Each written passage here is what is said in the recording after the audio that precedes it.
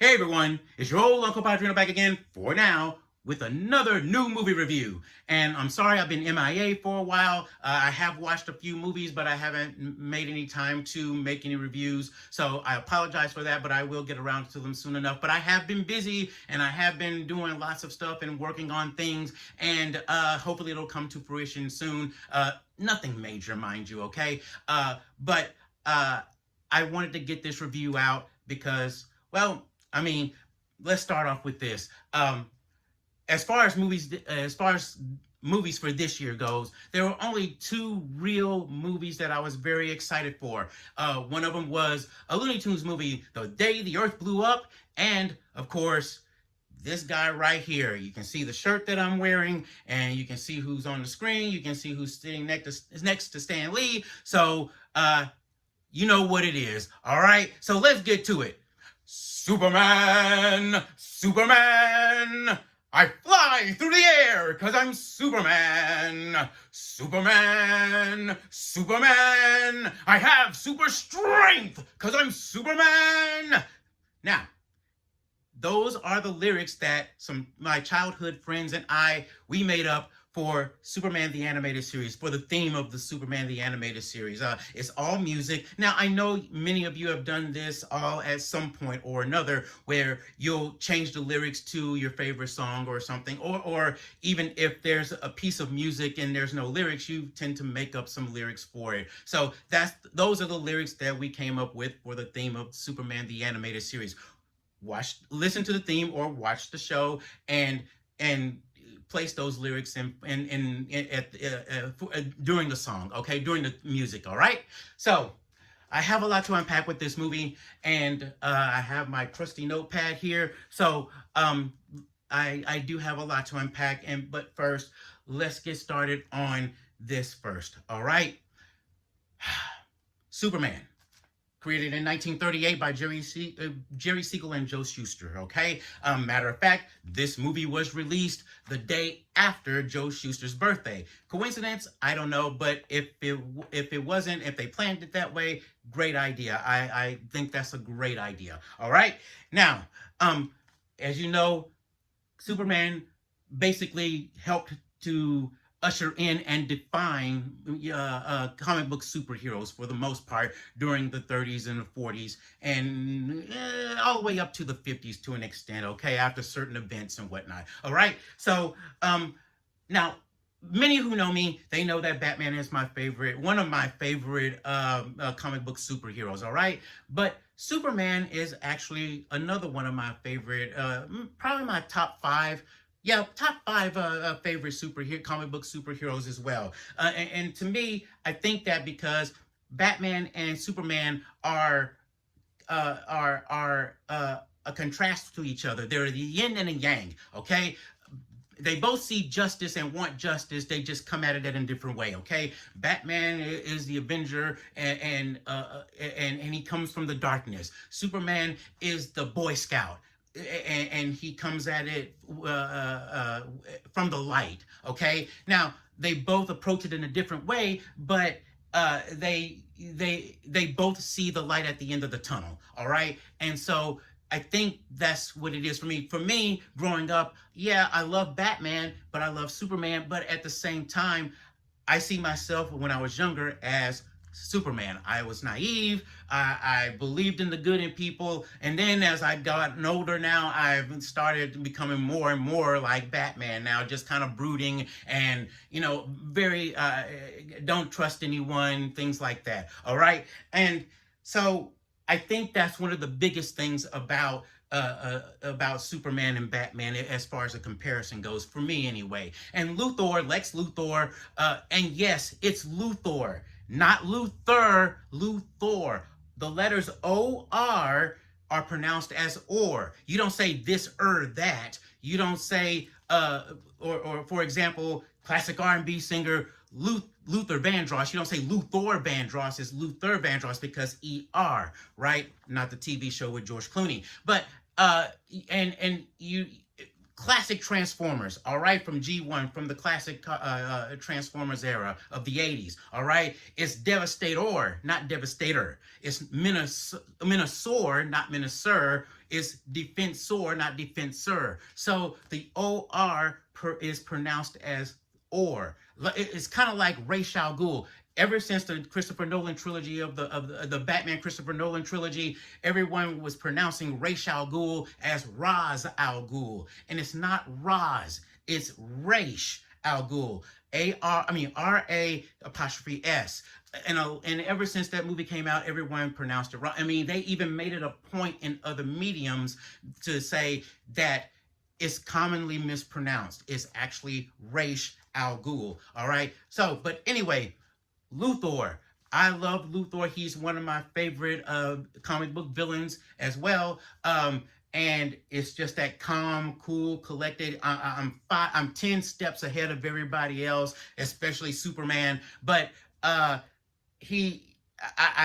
really admire him so much that if my wife and I, had kids, and if we had a daughter, I was going to suggest the name Alexander. Why? Alexandra, I should say. Why? Because for the sole purpose of nicknaming her Lex. That's how much I really like that character, this character. All right. So, one thing I do have to bring up about this several things I have to bring up before we get to this review. All right, is I'm indifferent about the Snyderverse. All right. I know there are a lot of people who did like the Snyderverse, and that's fine. His take on the DCU, that's fine. As far as I was concerned, I was indifferent about it. I took it as it was, as it was, and bits and pieces of it I liked, some bits and pieces I didn't like. I mean, the colors were muted, and they were dark. It was a darker in tone, and I just took it for what it was. And I did like Wonder Woman. I did like Man of Steel. I did like Aquaman as well. So for me, for me personally, I was pretty indifferent about it. I could take it or leave it. Okay. Now, having said that, I felt I did like Henry Cavill. Okay. I thought he was great as Superman. I think he did a great job. I just think that the material that he was given to work with just didn't work out well for him. Okay. And so I'm not against Cavill. But I just, like I said, as far as the Snyderverse goes, I was really indifferent about him. Okay. About the whole thing. Okay. So, when it comes to actors, again, I'm kind of indifferent about the characters, about them, who played it best. Everyone can argue about who's the best Batman, who's the best Superman. I really don't care. Okay. The thing that I've come to realize is that people who has their favorite actor as that particular character is usually because that's the first person they saw portraying that character. So for Superman, the first actor they saw playing Superman was George Reeves, no relation to Christopher Reeves, okay? But the other person that of my generation, the first person they saw play Superman was Christopher Reeves, okay? And you had Dean Cain, and you have Brandon Roth, and then you have Henry Cavill. Now you have this guy here, okay? So for me, it doesn't matter. Same thing with Batman. Some people, for me especially, the first actor I saw to play Batman was Adam West. Okay. Then there's everyone's favorite, maybe Michael Keaton, because that's the first one they saw. Others may prefer Christian Bale just because that's the first one they saw. So for me, here's the thing. For me, there will not be any other actors who can portray those characters as well. One of the things with live action comic book characters, I look at the actor who, as long as they look like the character that they're portraying in the comics, and as long as they they portray him well, look like them and portray them well, I'm good. I don't care. But as far as I'm concerned, there's only a handful of people who are the definitive actors as far as Superman and Batman goes. For Superman, it's Tim Daly and or George Newbern, leaning a little bit more towards George Newbern, because Tim Daly voiced Superman in Superman the Animated Series in the mid '90s, and George Newbern voiced Superman in Justice League and Justice League Unlimited in the early 2000s. All right, same thing with Batman. Sorry, but Kevin Conroy will always be the definitive Batman. And rest in peace. Great guy.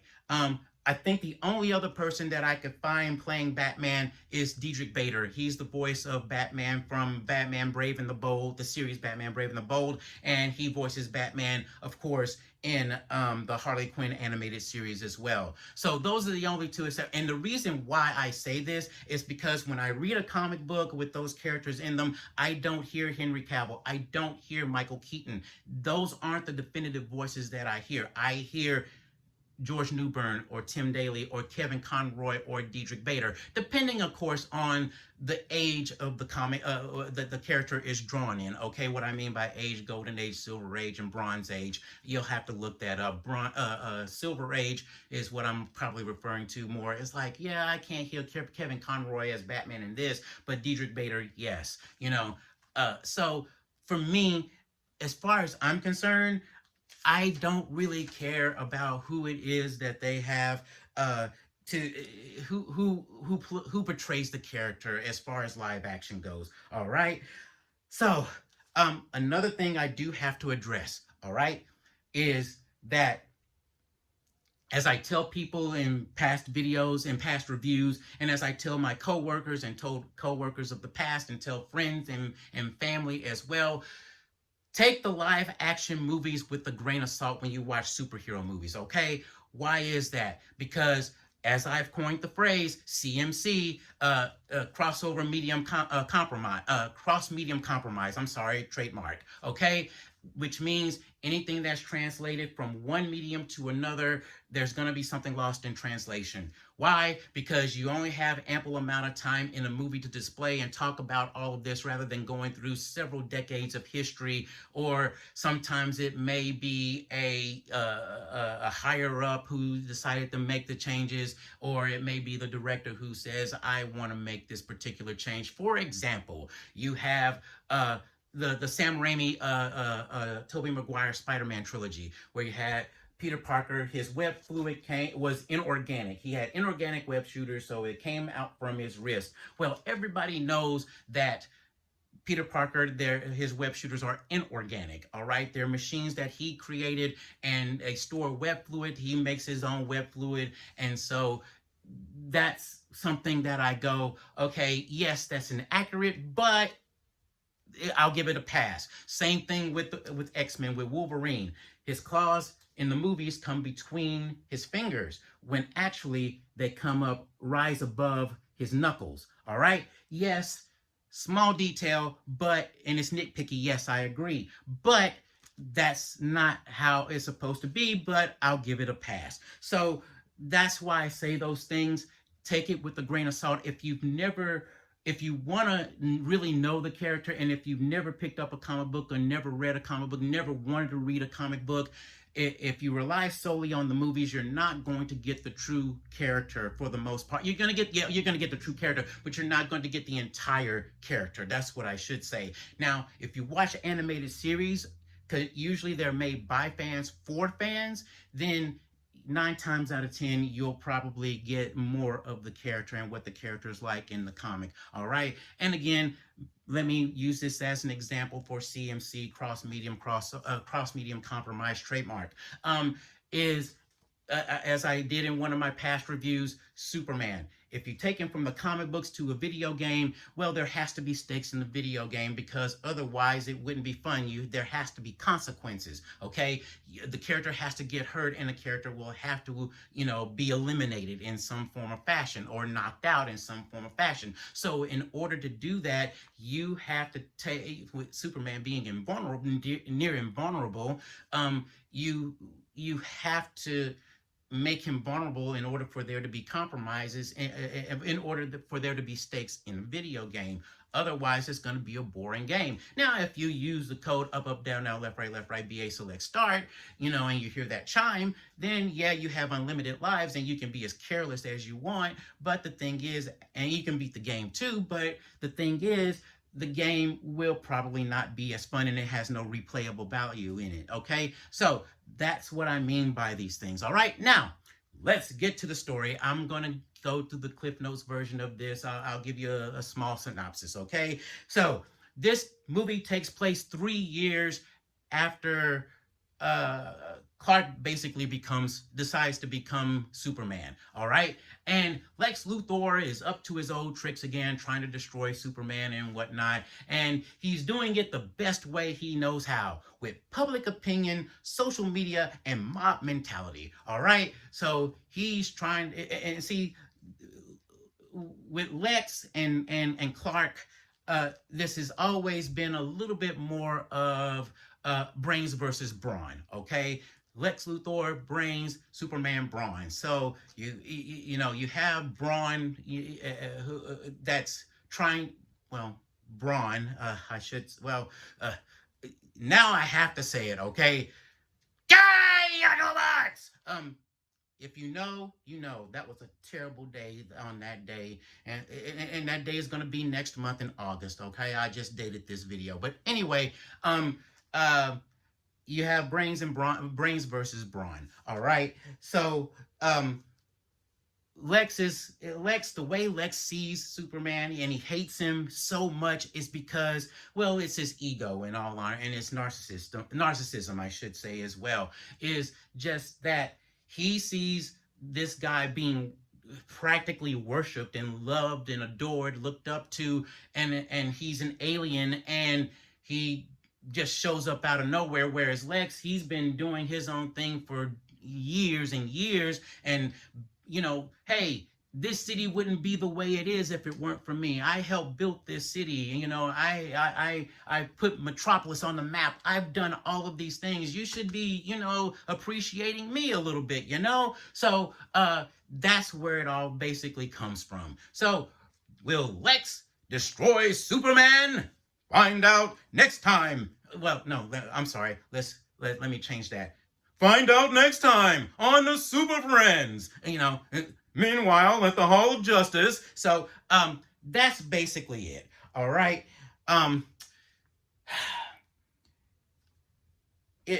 One thing I do have to bring this up. All right. Everyone always goes, especially after Batman versus Superman, the Dawn of Justice movie came out.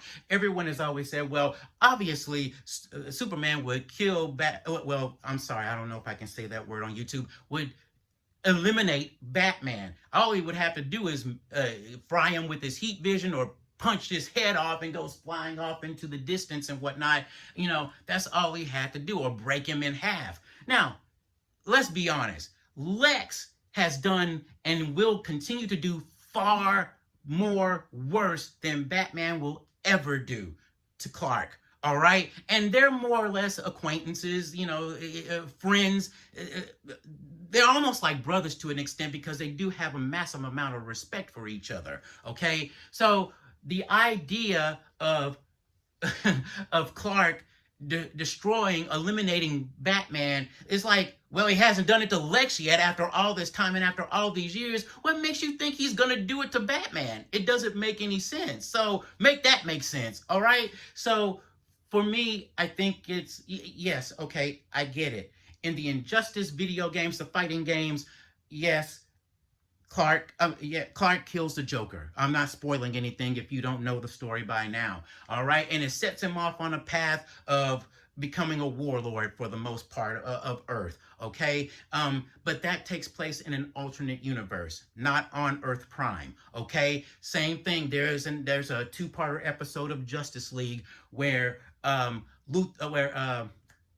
Clark eliminates Dr. Claw, eliminate Gadget, eliminates Luthor using his heat vision. All right, and that sets in place where the Justice League in that universe becomes the Justice Lords. But it's an alternate universe. So you have to ignore all of that complete idea that Clark would actually do harm to someone. I mean, as far as destroying them goes, okay? He wouldn't do that. That's just not him. Again, he's a Boy Scout. He just would not do that sort of thing, okay?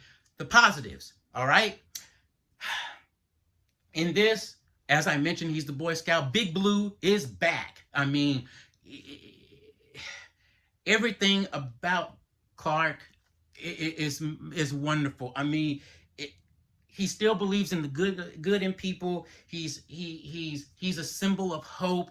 This is the Superman that everyone, including the Iron Giant, looked up to. All right, and thought the best of. Okay, so it's good to see him. I mean, again, he's a symbol of hope. He's someone you aspire to be. And I mean, he still believes in people. He's not jaded. He's not cynical or anything like that. He has lots of heart. All right. So this, for me, in my honest opinion, this is the Superman that I love. This is the Superman that I grew up reading and watching. Okay. And there isn't anything wrong with it. Yes, he comes off as lame. He may come off as corny. He may come off as old-fashioned. But and he comes off as too nice, yes, and naive as well. But that's part of what makes him who he is, and that's what makes him an inspiration. Okay. The other thing is, hey, look, he wears his underwear back on the outside of his outfit. Now, let me explain something about that. Everyone has always made fun of comic book superheroes because they wear their underwear on the outside. Well, yes, there's a reason for that. Now, if you go back to the 1920s, 1930s, maybe even sooner, maybe 1900s, I guess, you have these traveling carnivals, right? And or maybe even freak shows. I don't know if we can use that word on YouTube or not, but you get the idea. And one of the main attractions would often be what a strong man, a muscle man, a strong man, displaying his feats of strength. Okay, so 9 times out of 10, the muscle man would be wearing a unitard, or he would be half naked, or and that comes from the idea of boxers in the ring. Okay, not boxers like dogs, but boxers, okay? And while wearing those unitards, they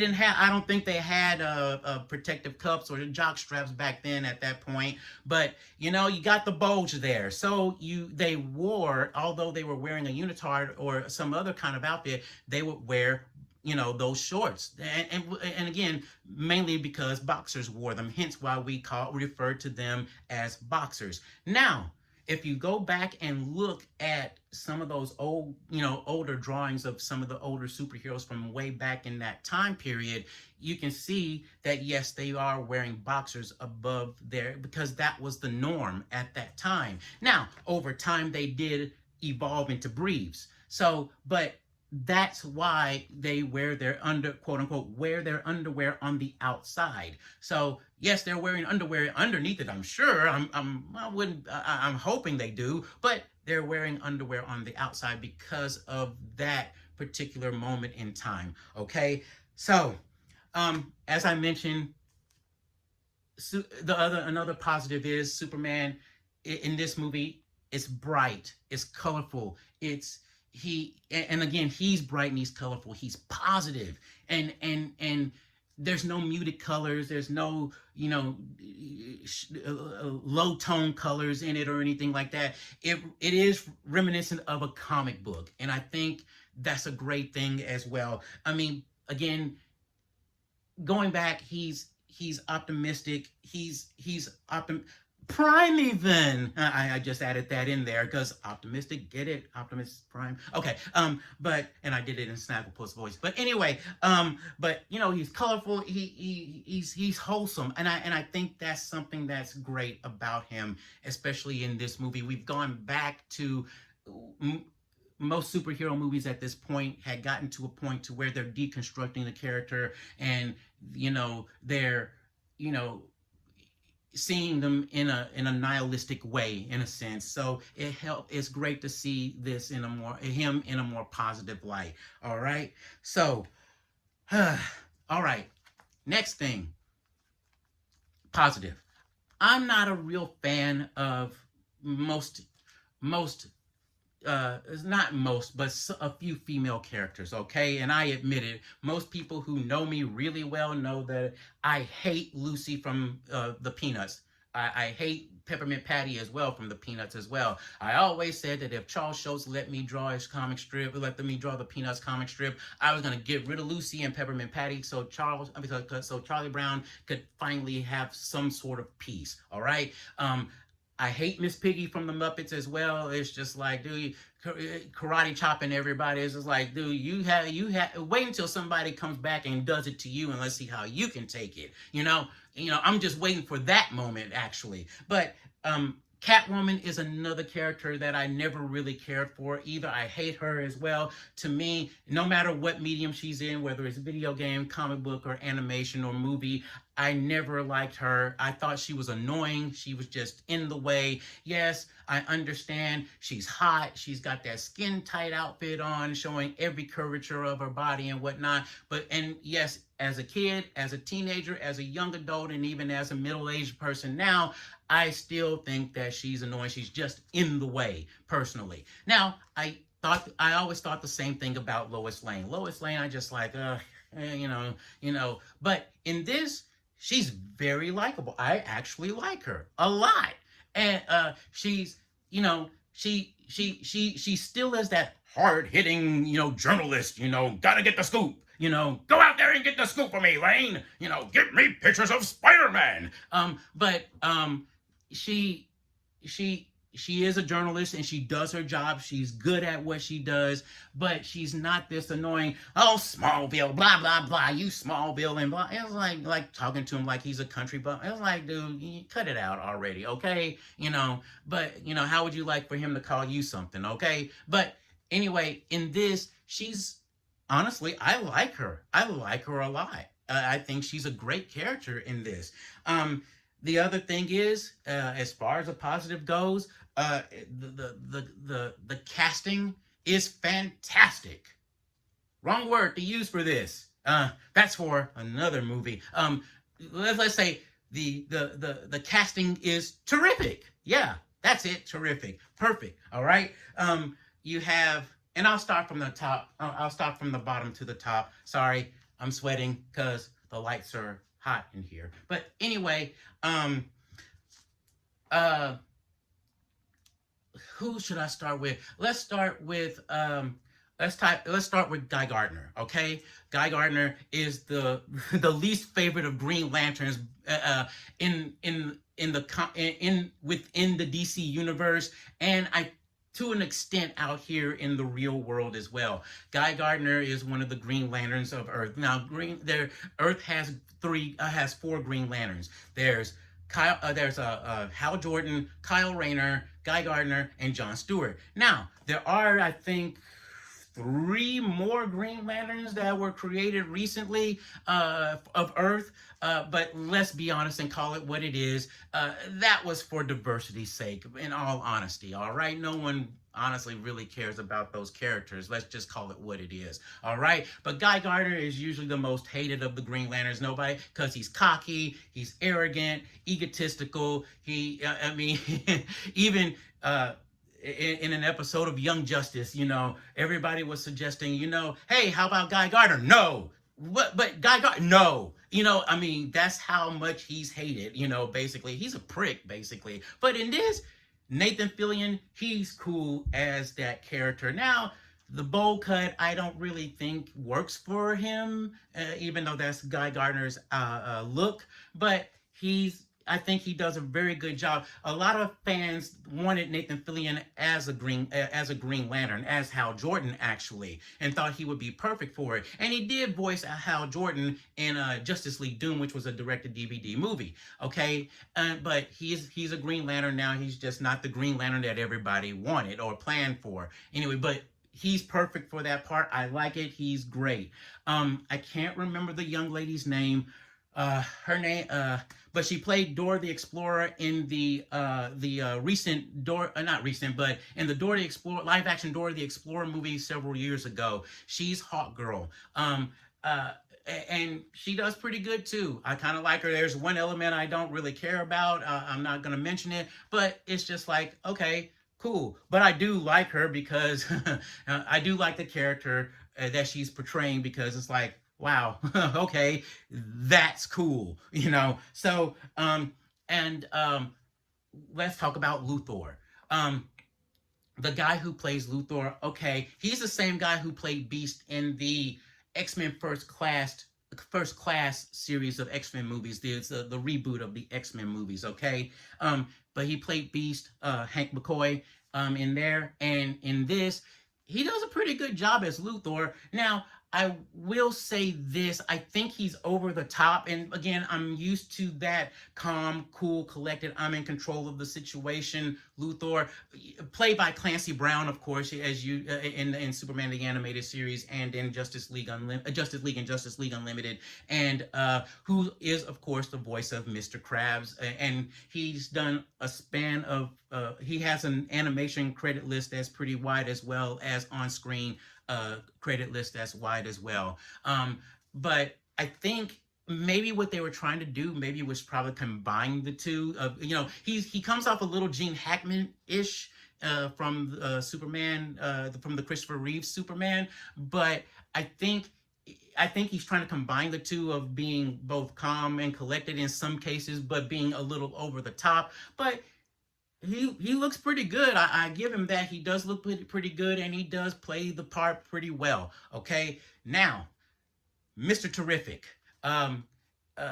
Eddie. God, I can't remember his last name. Probably because I couldn't pronounce it. But Eddie, he plays Mr. Terrific. And yes, Mr. Terrific has been around for a long time. He's been around since the 90s, if I'm not mistaken, unless there's a previous version of him, but I only remember him from the 90s primarily. And just like T'Challa, just like Luke Cage, just like just like Static, or Static Shock as everybody knows him as, or Steel, or Spawn, he's been in comic books, he's been in video games. Well, he hasn't been in as many video games, but he's been in a few, I think. And he's been in animation, so he's been around for a long time. Of course, everybody is just now discovering him. And please, miss me with that. Well, I didn't know he existed. I thought it was a new character. No, he's been around for a long time. But Eddie plays Mr. Terrific perfect. Perfect casting. Really perfect casting for that character. Man, I love him. I think he's going to be the breakout star and a breakout character for this. He was in one of the X-Men First Class movies as well, if I'm not mistaken, as well, from what I understand. All right. But he is terrific. So, hey, you can't go wrong with that. Now, let's get on to our stars. Well, first, let's talk about Krypto. Krypto, the super dog, rough and away, if you've watched the show before.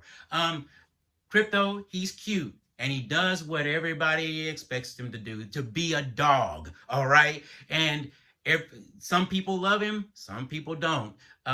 But he's there, he's awesome. He can be there for great comic relief, and he can probably be annoyance for some people, all right? But he does what a dog does, what most dogs do, all right? Our dog Snoopy, we named him Snoopy, is a Krypto, all right? And I'm not talking about the currency either, okay? But let's talk about David Cornsweat. And the way I remember his name is because it sounds like corn in sweat, but it's Corn Sweat. But I just think I didn't know corn cobs could sweat. That's how I kind of remember his name.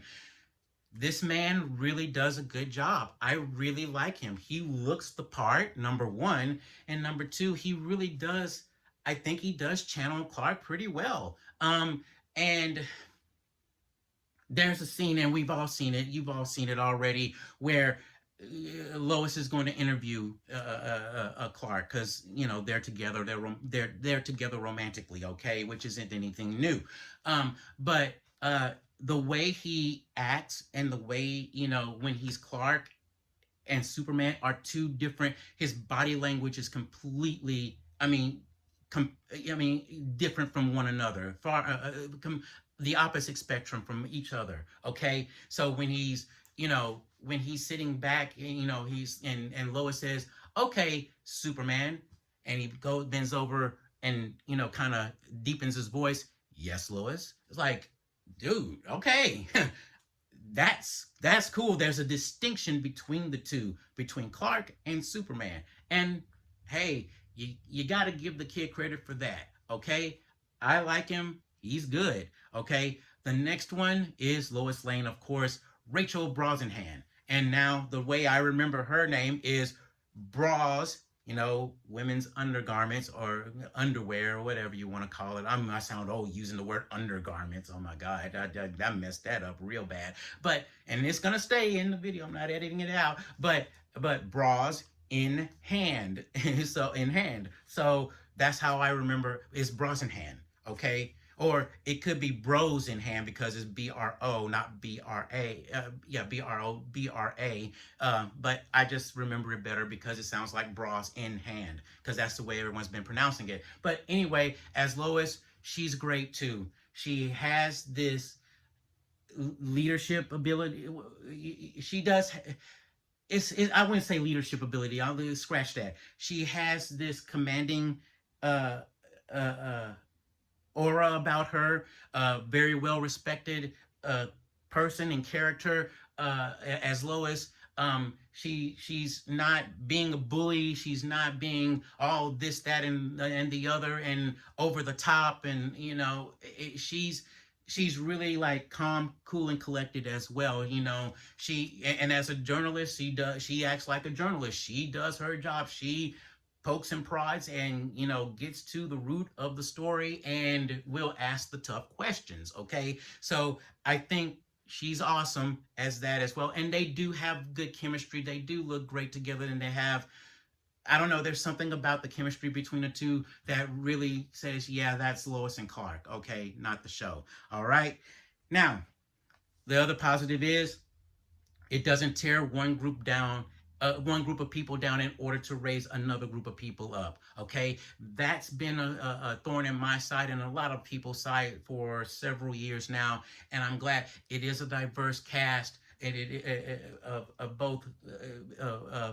of race and gender, and so everyone works together. That's one of the things that I really admired about the Snyderverse Wonder Woman, the first movie anyway, was that it wasn't just Wonder Woman. It wasn't just Diana.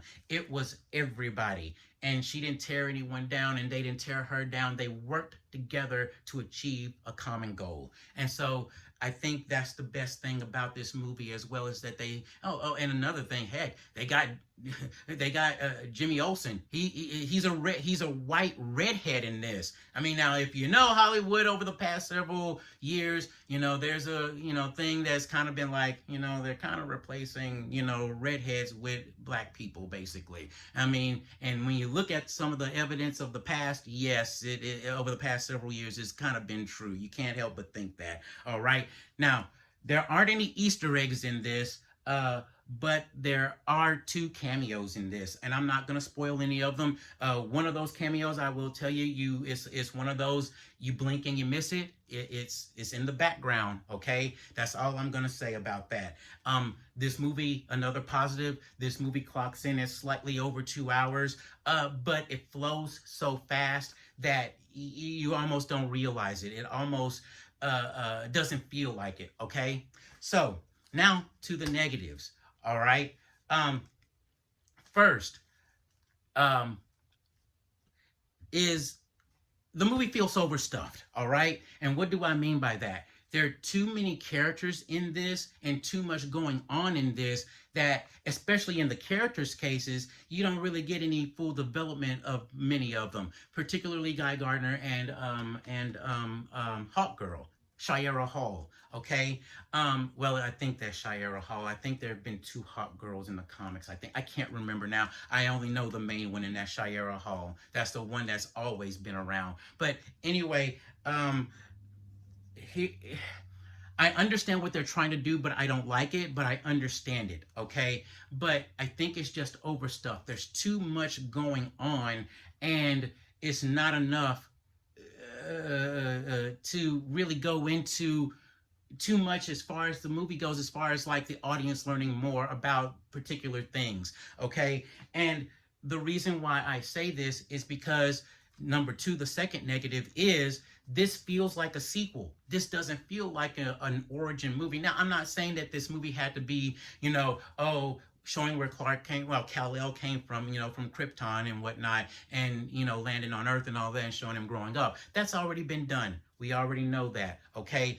But this does feel like a sequel instead of a solo Clark movie, a solo Superman movie. It feels like a sequel because you have all of the additional characters, and it seems like it's in the middle of what could have been a trilogy, okay? The second in a trilogy, okay? So that's another negative. And for me, I think that's why I think that's why, with it being so overstuffed, that's why you don't get the development of, like I say, certain characters and whatnot, because it seems like everything is like already in progress. All right. Um, um, Now, and because of that, that brings us to the next negative. Everything feels like, how to put it? It it doesn't make sense. There's some things that don't make sense. There are scenes where Superman is getting his butt handed to him. All right, and it's not without and this is without the use of kryptonite and or magic.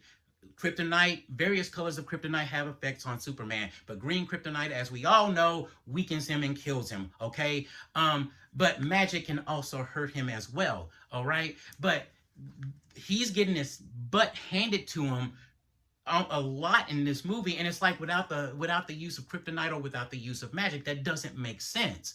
There are also things like, certain scenes that don't make sense, and certain people, again, it's all about, was this necessary? Now, there's two things that could have been done. The movie, they could have added another 15 to 20, maybe even possibly 30 minutes, but I think they're stretching it a little bit. Maybe another 15 to 20 minutes to the movie to add more padding to it. Or they could have taken a little bit out and made more, taken a little bit out and shortened the movie a little bit. Okay. So, that's why I feel like this movie is overstuffed, because of those things. Okay. And again, you don't get much character development from, the side characters. All right. Now, there are some race swaps in this as well, which is always going to be a negative with me until it's authentic. All right. Perry White, he's race swap, but that's been done before as far as the live action movies go. But he's a minor character, whatever. Okay. Hawk Girl is, like I said, is played by the young lady who played Dora in the Dora the Explorer movies in several years ago. They decidedly made Hawk Girl, and even in the comic books, Latina, which is not right. Okay. Here, and the thing is, in Justice League and Justice League Unlimited, Hawk Girl Shayera Hall was voiced by Maria Canales. Okay. Now, if you have children, or depending on how old you are, you know her from Disney Channel's Wizard of Waverly Place. She played the mom on that show. Okay. But she's always been a voice actress as well. But the thing is, Hawk Girl is from Thanagar, the planet Thanagar. She's Thanagarian. All right. Her and Hawkman as well. He's not in this, by the way. But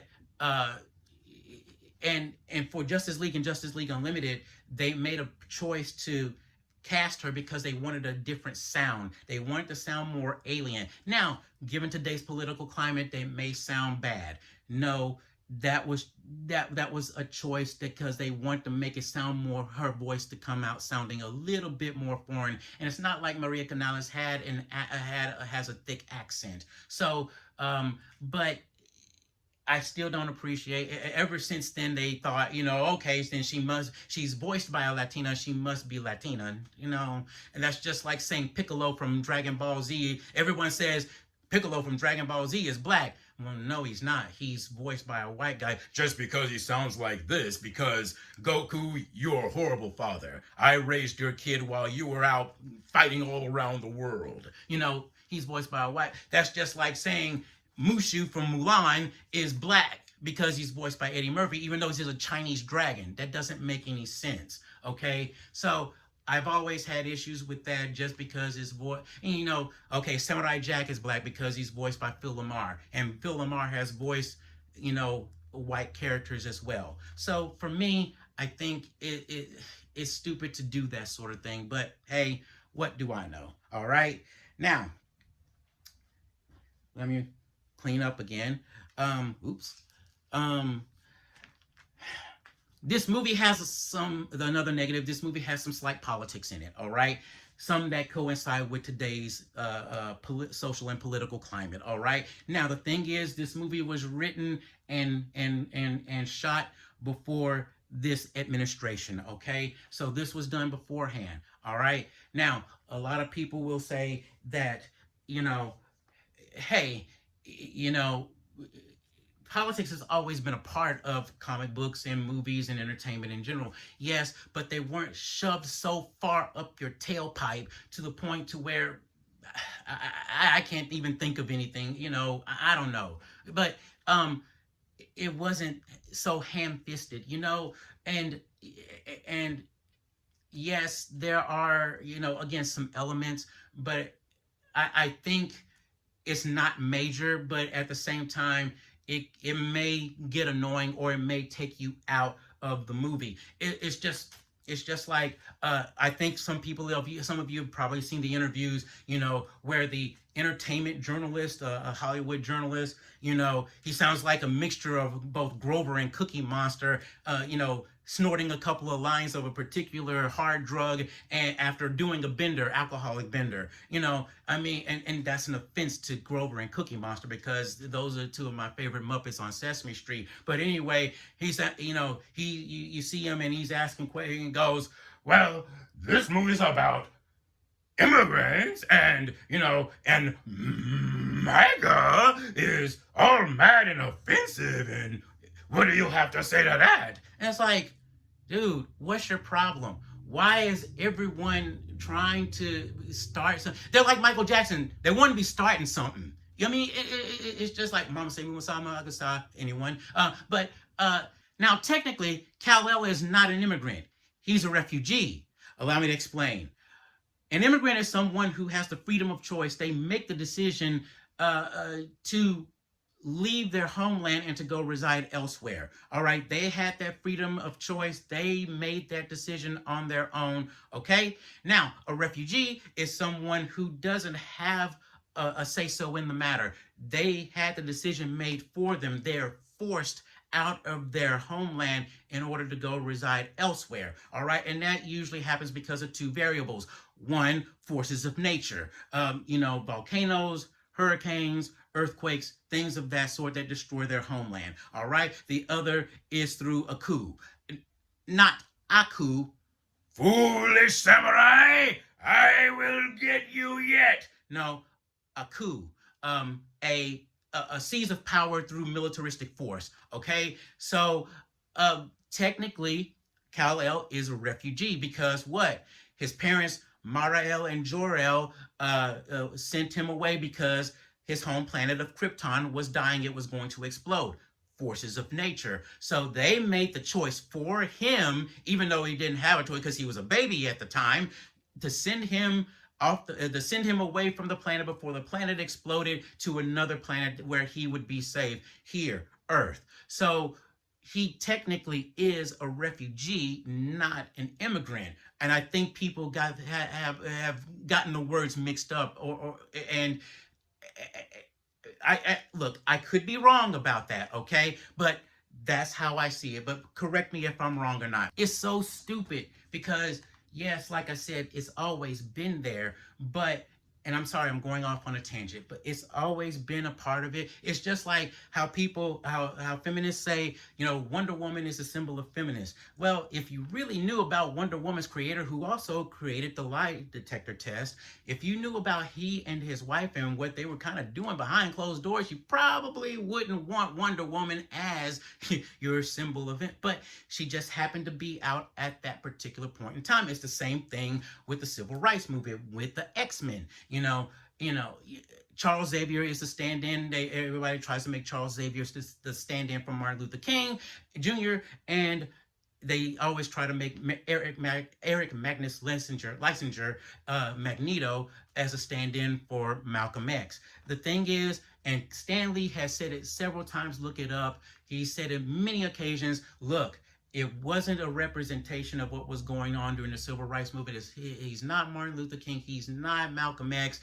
I was lazy. I was trying to figure out how could I say they got their powers. And so I was lazy. I said they were just born with it. It had absolutely nothing to do with it. It was just a matter of coincidence. Yes, you can latch onto it and put it in today's situation or anyone's situation. And that's what makes it relatable. But it wasn't for that. It was more of a universal thing. That's why mutants didn't know.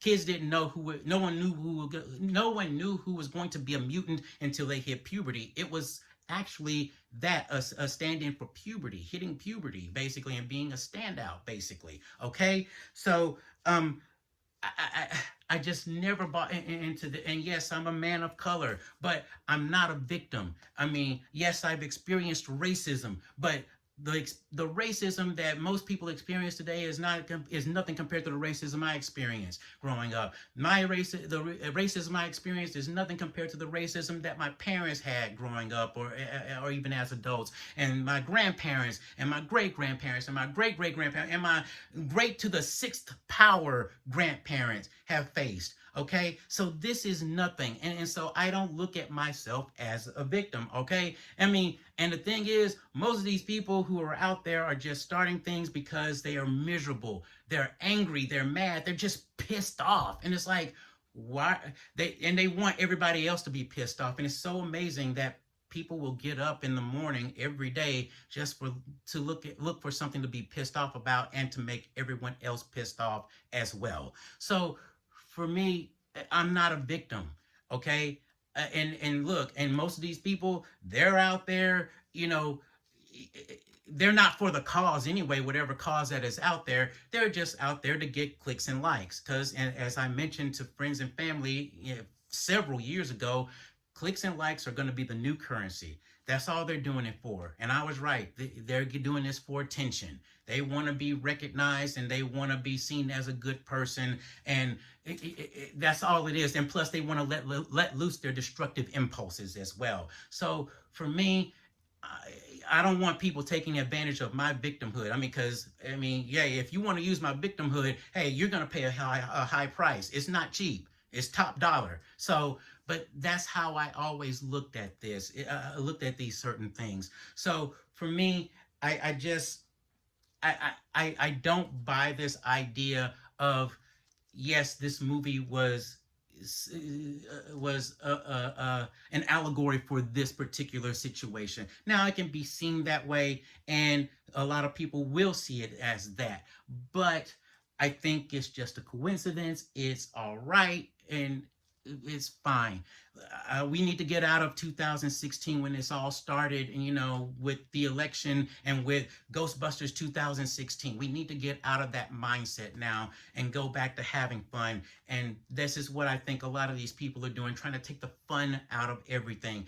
I haven't laughed in so long, like a real hearty, I'm crying because I'm laughing so much, or my sides are aching, like Felix the cat. No, but my sides are aching because I'm laughing so hard. I haven't had a good laugh in a long time, and I think that sucks. And I think this is why a lot of people are leaving traditional media now at this point, and avoiding most movies and TV shows, and switching over to content creators on YouTube. So I think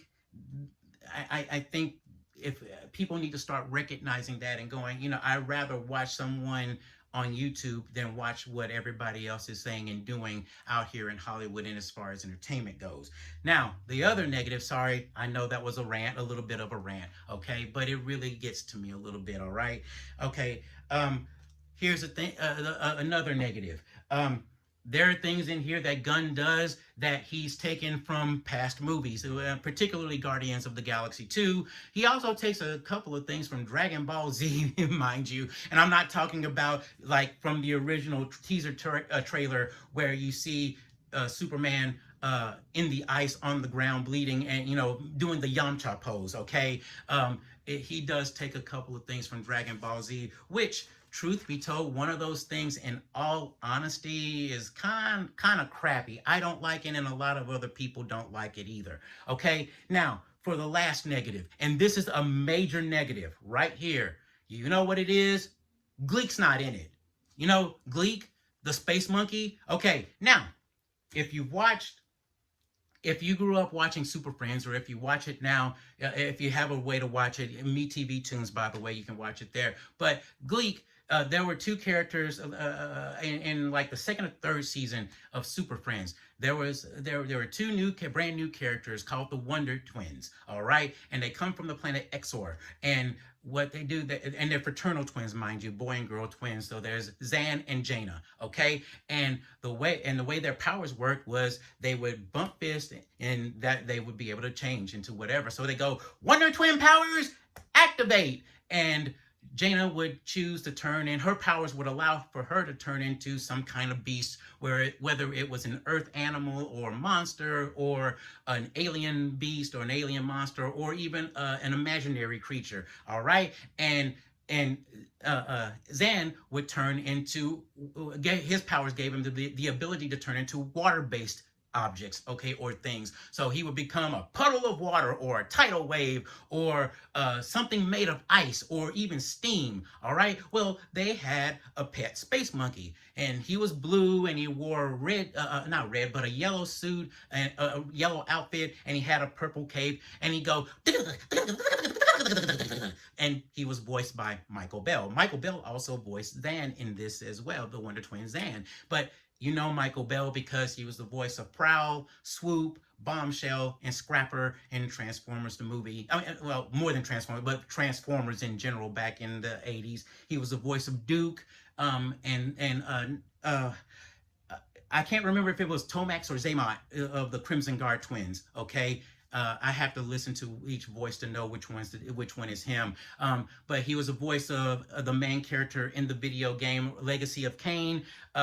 He was the voice of Plastic Man for a while back in the, I think it was back in the 80s. 70s, I think, too. But he was also in Rugrats. He was the voice of Chucky's dad and Angelica's dad as well, and Tommy's grandpa as well. Not grandpa, but his.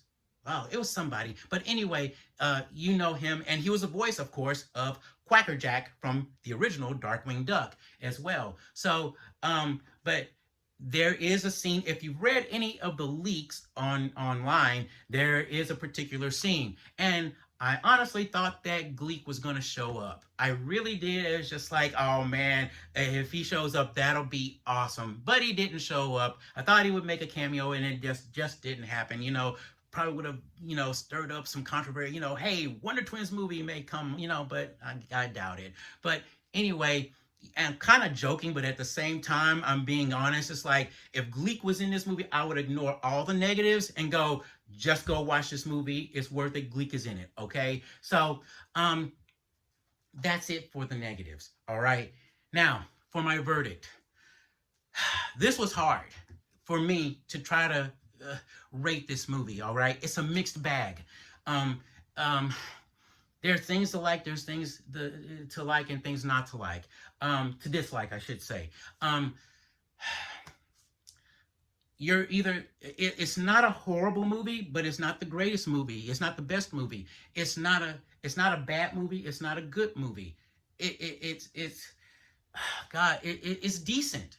It's mid, okay? It's not perfect, all right?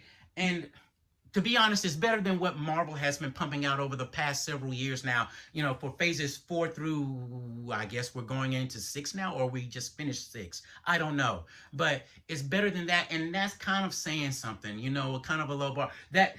There's a meme that I saw on social media where people are saying, this Superman movie is basically turned into a Marvel movie, and the Thunderbolts movie turned into the Snyderverse movie, and into a Snyderverse movie, basically, as far as tones go. But there's room for improvement on this. One of the things that I think is a problem is that they're playing, and I hope that they weren't going to do this, but it may be that they're going to do it, that they're doing it again. Here's the thing. With the Snyderverse, Warner Brothers didn't take Marvel, and Warner Brothers and DC didn't take Disney and Marvel seriously. So they started trying to play catch up. after the first Avengers movie. And so then they went from Man of Steel. There was supposed to be a Man of Steel 2, but they changed it and went to Batman versus Superman: Dawn of Justice. All right. And then, you're going to introduce different characters and they'll all get their own spin-off movies and series or whatever and whatnot. But what worked with Marvel is what the setup. They build it piece by piece by piece and put stingers in to where post-credit scenes to where it would lead into something else. You would question, hey, what is that? Who is this? What's going on? What is this leading to? And, it aroused your curiosity to the point you want to stick around and find out what was going on. With the Snyderverse, they didn't do that. And I feel that they're doing the same thing with this, which is a bad idea. Maybe it may work. I don't know. But I don't like the idea of them doing this and starting in the middle of something and introducing here, and you're not taking your time to build a foundation, I guess is the best way to put it. So, I mean, in all honesty, they have a blueprint already. All they have to do is take Bruce Timm and crew work from the past couple of decades. All right, starting with the 90s, starting with Batman the Animated Series, then Superman the Animated Series, then the new Batman Superman Adventures, Static Shock or Static. His name is actually Static, not Static Shock. They changed it to Static Shock for the cartoon. Batman Beyond, the Zeta Project, and people who worked under Bruce Timm. Let's go with. Let me continue with with Justice League and Justice League Unlimited. Now there are people who worked under the Bruce Timm crew that went off and did shows of their own as well that are just as good. So say like for Glenn Murakami, he did Teen Titans, and then he did Beware the Batman, and James Tucker, who did Batman Brave and the Bold, and who did the Legion of Superheroes. All right, and then Bruce Timm came back again and did Green Lantern the Animated Series. Okay, and then even a one-off, not one-off, but yeah, I guess it would be a one-off series, Young Justice, that came out long afterwards. Those shows were made by fans for fans, as I mentioned. They have the blueprint right there. Just do what they did. And that's it. I think that's all they would have to do. And look, Gunn is good, okay? Now, some people may not like this movie simply because, they may not like his writing, or they may not like his directing, or they may not like both. But he's good with doing ensemble movies and taking misfit characters and unknown characters and turning them, into household names. So, again, Mr. Terrific is one of them. And Guy Gardner as well. So, I think him trying to do a solo Superman movie, I don't think he did a good job as far as coming up with something for this. So I think, in all honesty, I think he may be a little bit out of his league, but hopefully that can change. Again, there's room for improvement, okay? And here's the thing. I would watch it again. If somebody I knew said, hey, I know you watched Superman, I heard it was good. I want to go watch it. You want to come with me? Yeah, I'll go. I'll watch it again. But streaming is killing things now with the movies as well. Most of you may know or may not know. And like my wife said, yeah, I wouldn't mind watching Superman, but I'll wait until it's streaming on HBO Max. So that's what's going to probably help kill this as well to an extent. Okay. But I guess the best way to break this down is looking at it this way. Is it a good superhero movie? Yes, it is. I think you'll like it. I think you'll have fun. It's fun. It's fast. But it's not furious. I mean, it's not. Dom's not there for family. So I think you'll like it. And if all you know, if you don't know Superman beyond the movie, beyond the movies, although the past movies and this movie, the past movies, I'm sorry. If you don't know Superman beyond the movies, then I think you'll enjoy it. If you're not that big of a fan, or don't really care or know about Superman very much, and again, never picked up a comic book or read a comic book, then I think you'll like this movie. I think you'll really like it. I think you'll have fun. Again, I think that's what really matters the most. The general audience will like it. Now, is it a good Superman movie? Like I said, it's not horrible. It's not great. It's not good, but it's not bad either. It's decent. It's good. It's decent. I think that's the best way to describe it. So if you're not a comic book nerd, if you're not a Superman nerd, full price admission. If you're a Superman aficionado, you may want to think about it. I don't know. I would say matinee just in case, because there are going to be things that you may not like. It's not all bad. There's some great stuff in here. So, but if you're a Superman aficionado, there are going to be some things that'll make you go, okay, why'd you do that? Why did that? Things like that that may take you out of the movie. In other words, okay.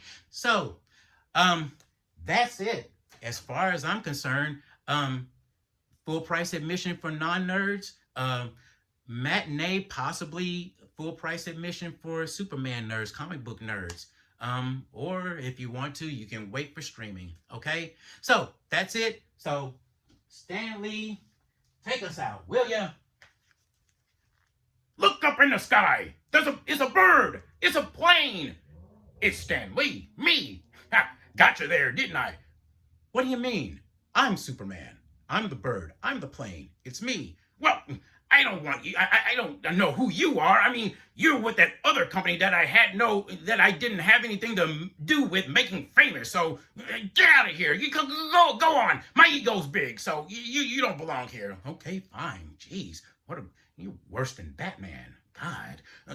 So that does it for this episode. Until next time, Excelsior! Faster than a speeding bullet. More powerful than a locomotive. Able to leap tall buildings at a single bound. Look! Up in the sky! It's a bird!